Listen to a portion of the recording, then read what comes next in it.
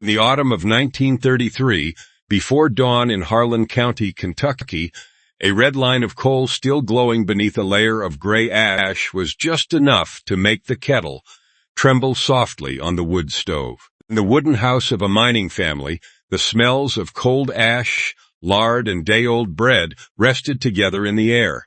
Half a loaf of white bread bought from the company store sat beside 3 late-season tomatoes. One split near the stem. The salt jar held only a thin layer at the bottom. The smooth wooden-handled knife lay beside a sheet of brown paper that had been flattened for reuse. At the edge of the table, the tin lunch pail sat open, still empty inside. Recap box on the shelf, the emblem lunch pail, and the kitchen not yet fully awake. Outside on the porch, a pair of mud-covered boots rested against the door. The coat coated with coal dust hung from a nail driven into the wall. A child stood in the doorway, eyes still heavy with sleep, watching the mother's hands cut the bread into uneven slices. The middle slices of the loaf were thicker, while the end pieces were thinner and slightly torn. She paired the slices together, saved every piece, then reached up to the small shelf above the stove. The tin cookie box made a dry sound as it was pulled down. The red pattern on the lid had almost completely faded away. It was the house's recipe box. The lid sprang open with a small metallic click. Inside was a piece of cardboard marked tomato, salt bread. Another piece read beans mash, wrapped tight. At the bottom was a corner of waxed paper with the words "Sugar for the Children" blurred beyond clarity, and a grease-stained card bearing only 2 words, "Lard thin." Those lines reminded a pair of hands what needed to be done. The soft tomato had to be used that very morning. The cold beans needed a little water before they could be spread. The lard had to be brushed on only lightly so the bread would catch the light, because the wrapping paper would soften before lunchtime if the layer of fat was too thick. A bean sandwich had to be pressed tighter than a sugar sandwich, because a miner might open his pail deep underground with no table beside him. Dish number 25 cost about 2 to 3 cents and began with a split-skin tomato. Dish number 22 used cold beans, the same kind that had once sat in school bags carried by hungry children through the middle of the day. Dish number 19 left the sound of sugar crunching between the teeth. Dish number 15 paired peanut butter with pickles when the kitchen had run out of meat. Dish number 13 was a thin layer of lard spread on bread, just enough to keep a miner's hands from trembling too early during a winter shift. Near the bottom of the box were also liver, sardines, Spam, bologna, and pale orange pimento cheese spread all the way to the 4 corners of the bread. They had once rested inside dented lunch pails, where the wrapping paper softened from pressing against a person's body for many hours. But coal dust still covered the fingers when the lid was opened. If old kitchens, recipe cards written in pencil, and meals made from memory still make you want to stay a while, please follow Old American Kitchen. Each week, we will open another card. This morning, the recipe box has been opened once again. Pull your chair closer to the table. The lunch pail is still empty. 25 Appalachian sandwiches begin with dish 25, split-skin tomato, and 2 slices of day-old white bread. The backyard garden, late-season tomatoes, and sandwiches in 1933 in Harlan County, Kentucky. A woman pressed her fingertip into the softest tomato and set it beside the knife. Her husband had already gone down into the mine. 2 children were about to walk to school, one carrying a dented tin lunch pail, the other holding a brown paper package tied with an old piece of string. In the root cellar remained 1 cabbage, a few potatoes, and jars that had been stored away before the cold season. On the table, a bread sack from the company store rustled softly as it was opened. Whatever was about to spoil had to be used first. Dish number 25 was a tomato sandwich. The moment the dull blade touched the skin, the juice ran onto the wood grain. She used the edge of the bread to soak up the moisture, cut thick slices, sprinkled on a pinch of salt, and placed them on the slightly dry interior of the bread. A small loaf at that time cost about 5 to 8 cents. Tomatoes from the garden made the sandwich cost only about 2 to 3 cents, just enough for a meal deep inside the mine. She pressed it lightly with her palm, folded the paper twice, and placed the sandwich package on top. Before one stepped out the door, but ring had already appeared on the paper. Dish number 24 came before the first frost. Green tomatoes were picked while still firm, sliced, rolled through a thin coating of cornmeal, and dropped into a cast-iron skillet filled with hot lard. A sharp sizzle rose. The cornmeal coating hardened at the edges, underside turned golden, and she flipped each slice only once. With bread, salt, and the lard already on hand, each sandwich cost about 4 to 6. By lunchtime, the crust had softened from the warmth trapped inside the lunch pail, but the tart flavor remained beneath the coarse coating. Before the frost claimed the garden, the green tomatoes had one final purpose. Dish number 23 belonged to the child carrying the brown paper package. She peeled away the dark outer leaves of the cabbage, sliced the white core into thin shreds, sprinkled it with salt, and worked it gently until the smell softened. A layer of lard was spread so thinly that the bread only barely caught the glow of the stove light. The cold cabbage was pressed between the slices and wrapped tightly. About 3 to 5 cents made 2 slices of bread less dry during a season when eggs had to be saved, and meat had disappeared from the table. When the package was opened at school, the smell of cabbage arrived before the filling itself. At the end of winter, the tomato, salt bread card was returned to the recipe box, where the old water stain had turned brown. Outside, only hard ground remained in the garden. Beneath the table, she pulled a cloth sack closer. Dried beans poured into an enamel pot, striking the bottom like a small rainstorm. The pot of pinto beans on the wood stove and lunches that last through many days in 1935 in Logan County, West Virginia. Dry pinto beans struck the bottom of a chipped enamel pot with a scattered sound like rain on a tin roof. The night before, the woman had picked out stones under the light of a kerosene lamp and soaked the beans overnight. By morning, the water in the pot had turned dark brown. A few beans had split their skins, and the warmth had fogged the window glass. She had 3 children. They took turns using a tin lunch pail that had once fallen from the doorstep, and the pot of beans had to be enough for supper, the next day's lunch, and one more reheating before payday. Dish number 22 was a mashed pinto bean sandwich.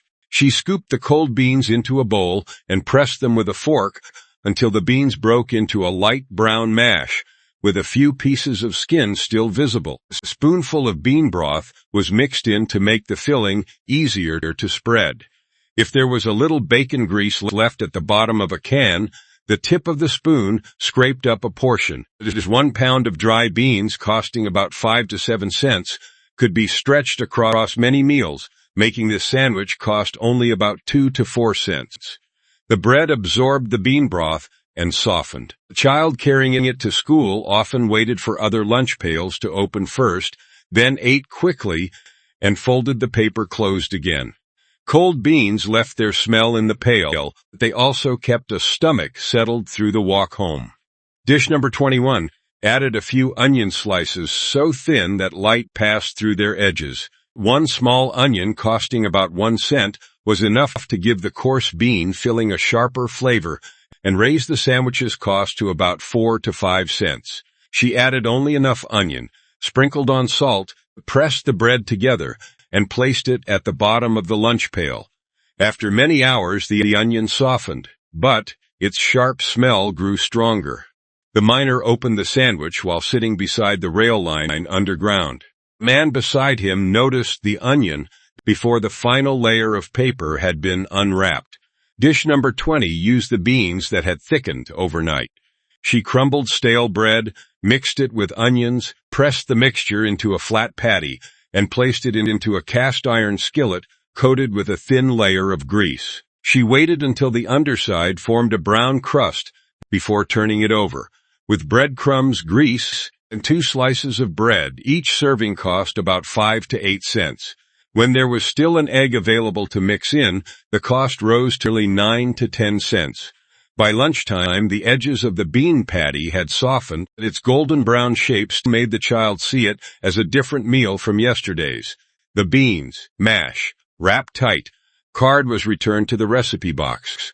A pot of beans had traveled from the wood stove to the supper table, from the enamel bowl to slices of bread, and then out of the house with minors and children. On another morning, dry beans remained in the sack. The spoon touched the bottom of the sugar jar, and a child stood beside the table, waiting for a share of something sweet. The recipe box opened for the second time. The sugar jar nearly. Lunches sweeter than they really were. In 1937, in Letcher County, Kentucky, the spoon struck the bottom of the sugar jar with a dry, brittle sound. The recipe box was opened for the second time. The woman passed over the card marked for beans and pulled out a scrap of paper cut from the back of a bill. Written on it were the words "sugar bread," along with a smaller pencil note. Shake the crumbs back into the jar. Father was waiting for the mine to call a shift.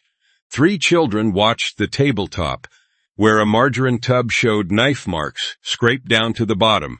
A molasses jar carried a dark ring around its rim. The eggs were being saved for Sunday morning. Dish number 19 was a sugar sandwich.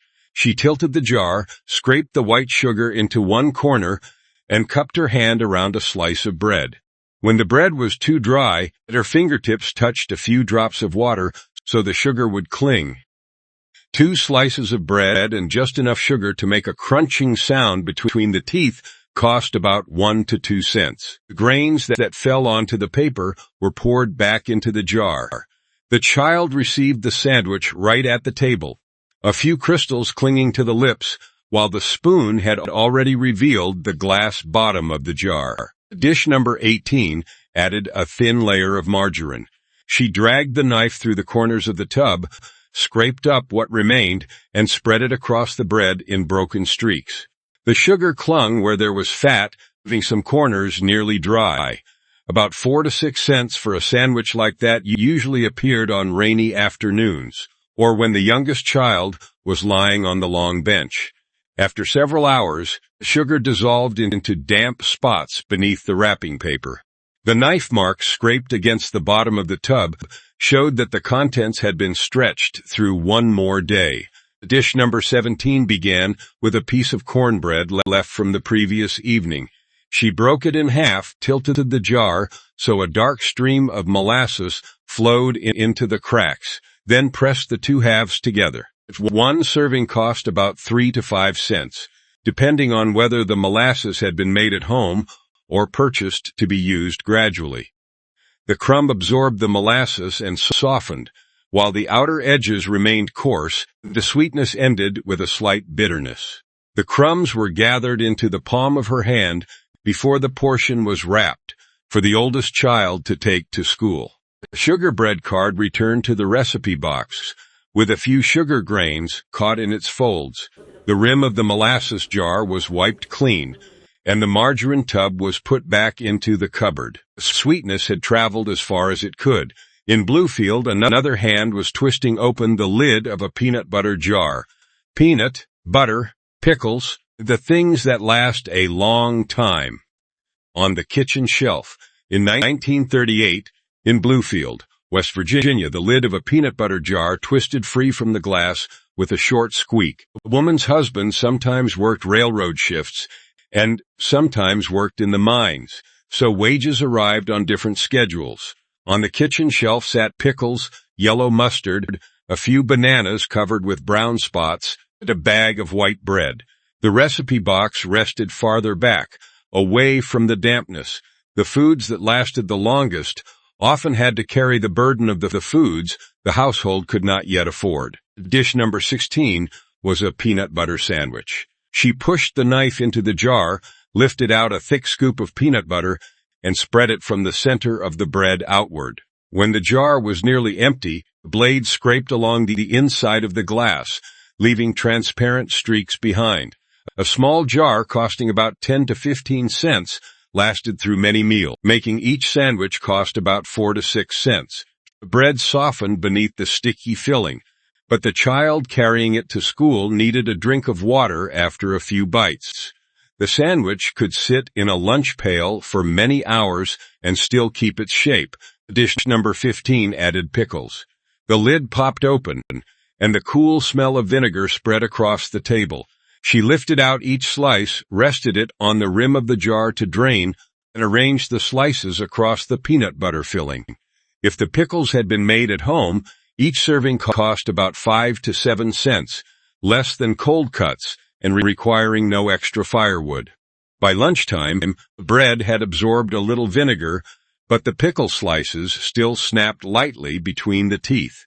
The combination of richness, saltiness, and sourness carried a worker through the remainder of a shift. Dish number 14 began with a banana that could not wait another day. She peeled the soft skin away, mashed the fruit onto the bread, then spread a very thin line of mustard across it. Bananas, purchased at the end of the day, might cost only 1 to 2 cents. The entire sandwich cost about 4 to 5 cents. Inside the lunch pail, the banana spread all the way to the edges, making the bread moist and slightly discolored, while the mustard left a sharp taste at the tip of the tongue. It was made for someone leaving home before the banana lost the last of its usefulness. By the end of the week, the inside walls of the peanut butter jar were cleaner. The pickles had settled back beneath the vinegar, and the mustard bottle had been pushed against the back wall. A yellow-brown stain remained on the wrapping paper.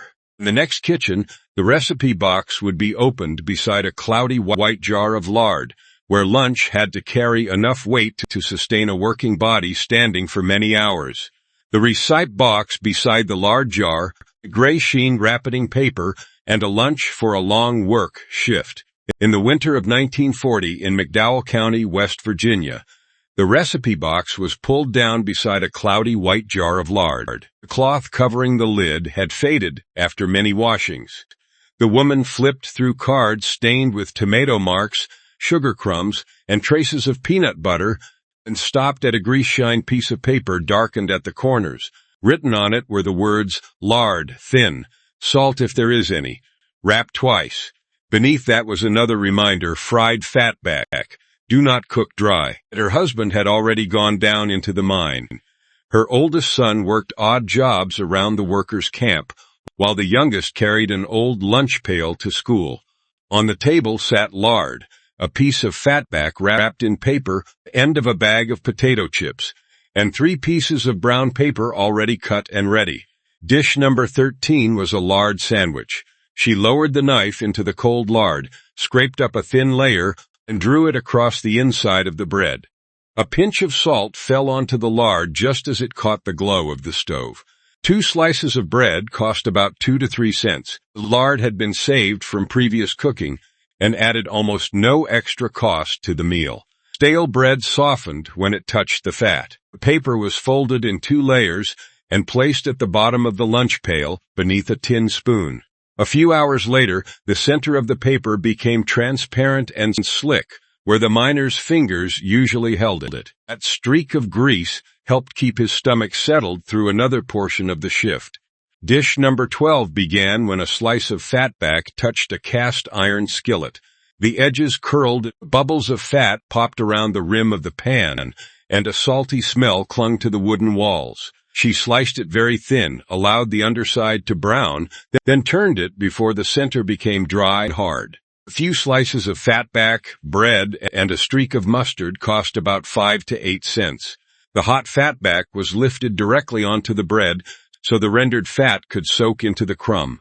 By lunchtime, the edges had softened, while the center remained chewy and deeply salty. It rested in the lunch pail of someone who had to stand in the cold, deep underground.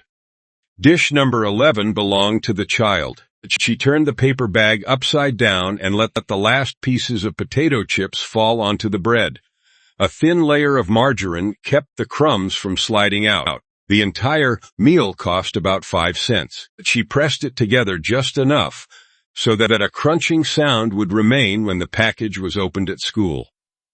The thinner chips had softened from moisture, but the thicker pieces still shattered between the teeth. The child kept the sandwich unwrapped longer than usual. The lard jar was covered again. The lard, thin, card returned to the recipe box with its corner carrying an even shinier layer. Inside the lunch pail, the grease stain had soaked through the folds of the paper. At the meat counter of the company store, the slicing machine had begun its steady hum. Wax paper was pulled out, and a round slice of bologna dropped down. Bologna, Spam, and the smell of wax paper at the company store. In 1948 in Beckley, West Virginia, the meat slicer turned steadily behind the counter of the company store, dropping pale pink slices of bologna onto wax paper. The woman watched the scale needle come to rest and then asked the clerk to move one slice. In her coat pocket was a list folded into quarters: bread, salt, mustard, and a little meat if the remaining money allowed it. Her husband worked shifts in the mine. 2 children carried lunch pails to school. On the kitchen shelf sat a can of Spam being saved for later, a few slices of lunch meat, and a jar of grape jam already more than half empty. Dish number 10 was a bologna sandwich. She opened the wax paper carefully so it could be reused, removed 2 slices of meat for each serving, and folded the thin rounds in half so the pink color showed along the edge of the bread. 1 pound of bologna cost about 15 to 20 cents. With bread and mustard, each sandwich cost about 7 to 10 cents. Some mornings she placed the meat in a skillet and cut small slits around the edges so the bologna would not curl into a little bowl. The hot fat intensified the smell of the seasonings, while a streak of yellow mustard marked the bread. The child opened the lunch pail more slowly than usual, letting the circle of meat remain visible for a little longer. Dish number 9 began with the small metal key rolling a strip of tin around a can of Spam. The block of meat slid out with a brief sucking sound, leaving a shiny layer of fat on the inside of the can. She cut thin slices, placed them into a skillet, and turned them over when the underside had just begun to brown. 1 can costing about 25 to 30 cents had to be divided among several sandwiches, making each serving cost about 10 to 12 cents. The rendered fat soaked into the bread, while pickles softened the salty flavor. By lunchtime, the edges of the meat had softened again, but the smell inside the lunch pail still announced that canned meat had been packed that day. At the beginning of 1949, dish number 8 paired lunch meat with a thin layer of grape jam. She scraped the jam from around the sides of the jar and spread it almost to the edge of the bread, so a streak of purple would show when the child opened the package. The meat was soft and salty, the jam sticky and sweet, bringing the cost of each serving to about 8 to 10 cents. The edge of the bread was wiped clean with her fingertip before the sandwich was wrapped. The wax paper was folded beside the stove. The empty Spam can was washed saved to hold nails and buttons. In the recipe box, a card stained dark by onions waited beside the words liver. Slice thin, plenty of onion. The smell of onions began before daylight. The cards near the bottom of the recipe box, liver, onions, and the cuts of meat that netted low heat. In 1950 in Ashe County, North Carolina, the recipe box was opened for the 4th time. The cards near the bottom of the box were thick, dark, and shiny with grease along the edges. 1 card carried the smell of dried onions, and written across it were the words liver and onions. Beneath it were liver mush, brown the edge, and tong, low fire. The writer had omitted the cooking times, temperatures, and amount of salt. The hands standing by the stove were expected to remember the rest. The family lived near the edge of the mountains, where meat was salted, lard was saved, and every part of an animal had its own purpose. The husband sometimes worked at a lumber mill and sometimes helped haul freight.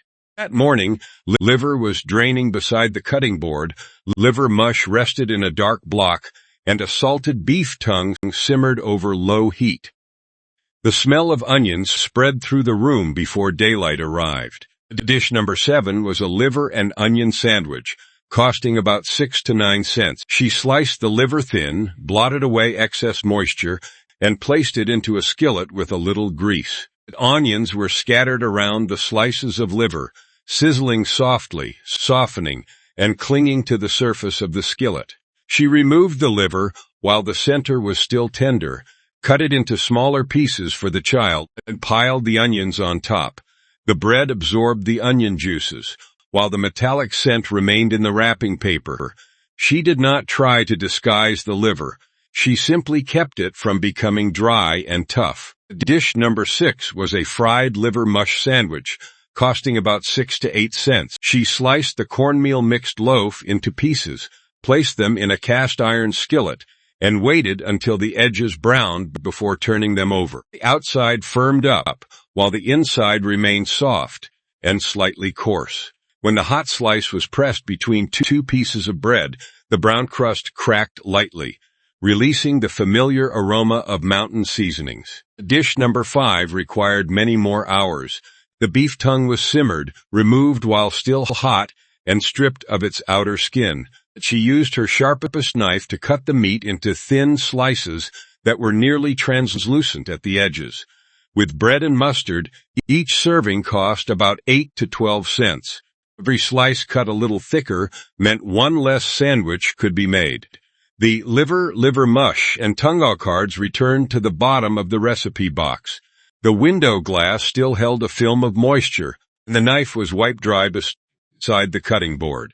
In Pike County, the next kitchen was quieter. A tin lid popped open, a fork touched the bottom of a can, and the smell of fish began to spread.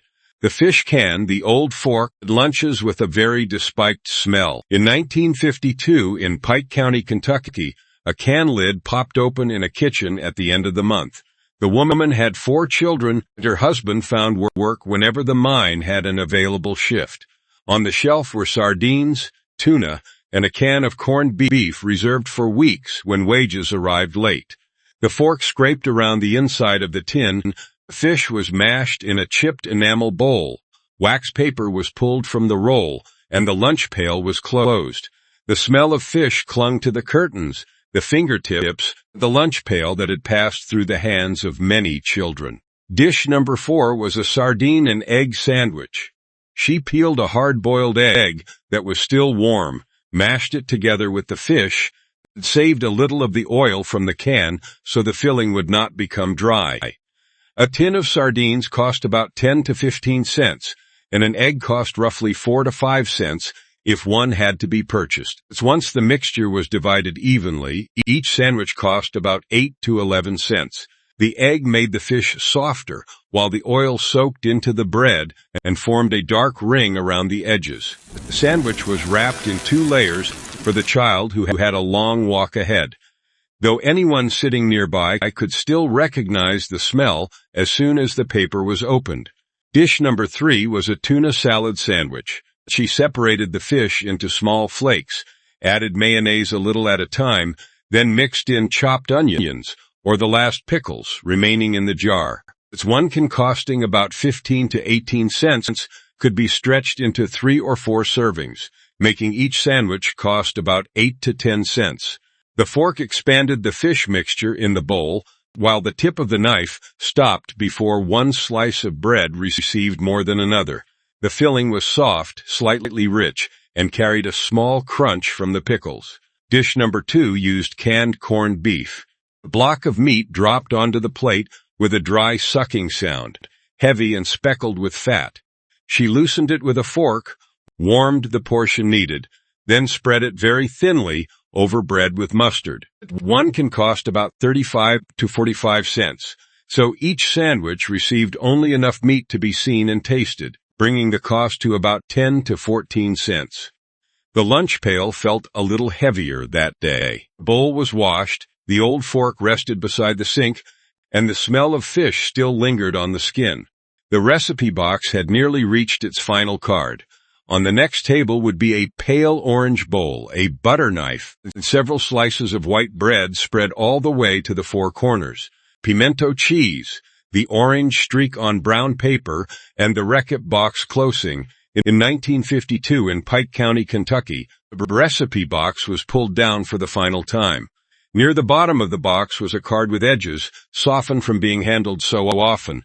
Written across it were the words, cheese, mayonnaise, pimento. A smaller line beneath it read, spread to the corners. The woman placed a bowl on the table, grated cheese, chopped red pimento, and added mayonnaise a little at a time. The wooden spoon turned slowly until the loose shreds of cheese came together into a pale orange mixture, soft enough to cling to bread. Dish number 1 was a pimento cheese sandwich. A bowl of low-cost cheese, mayonnaise, and jarred pimento could be divided among many people, making each sandwich cost about 7 to 10 cents. She used the back of a knife to spread the filling from the center to all 4 corners. The layer was thin, but every corner of the bread carried color. The pimento left a mild sweetness, while the mayonnaise made the cheese soft and slightly tangy. When the top slice of bread was placed down, an orange streak appeared along the edge of the brown paper. The sandwich was cut in half for the child, while the whole one was reserved for the person carrying the lunch pail to work. That color showed that a few extra minutes had been given to the meal. Across the tabletop, old motions returned through the traces they had left behind. The knife had once cut a split-skinned tomato. The fork had once mashed beans, flaked tuna, and divided corned beef. The spoon had once scraped the bottom of the sugar jar. The brown paper had once absorbed molasses, pickle vinegar, and lard.